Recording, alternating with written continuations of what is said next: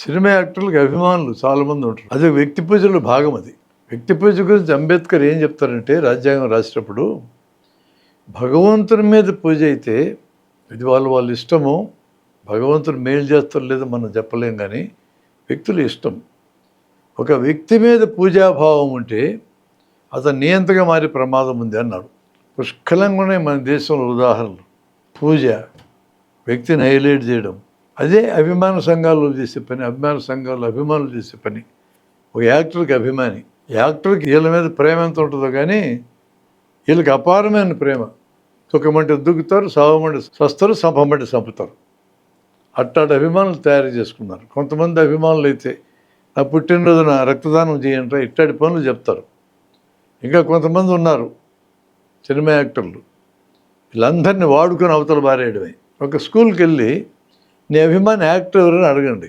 ఒకరి పేరు చెప్తారు, ఒక అబ్బాయి, ఇంకో అమ్మాయి ఇంకొకరి పేరు చెప్తుంది. అంటే 5-6 పేర్లు చెప్తారు. ఇప్పుడు ఇంకో ప్రశ్న వేయండి, వీళ్ళు ఎప్పుడైనా చూసావా? ఫోటోలు వీడియోలు కాకుండా, సినిమాలు కాకుండా చూడలే. మీకు బట్టలు కొనిస్తారా? కొనియలా. డబ్బులు ఎప్పుడైనా ఇస్తారా? ఇవ్వలా.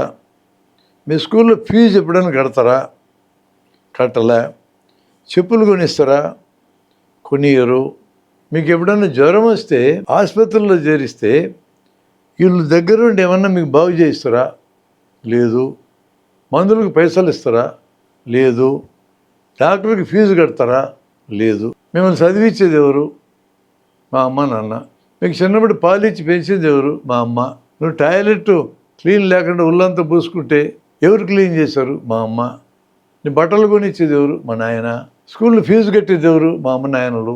అదే మీ ఒక్క పనిలో తోడ్పడరు మీ అభిమాన నటులు.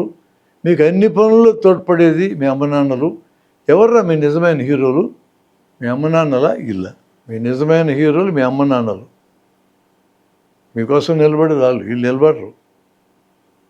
వీళ్ళ కోసం ఎందుకు చొక్కాలు తెచ్చుకుంటారు? పాలు పోసి వస్తారు విగ్రహాల మీద. వాళ్ళు ఫస్ట్ డే వాళ్ళు సినిమా రిలీజ్ అయితే నువ్వెందుకు పోయి దూకి అక్కడ కాలేజీలు ఇరుచుకుంటావు? అవసరమైంది. ఫస్ట్ డేని ఎందుకు చూడాలా?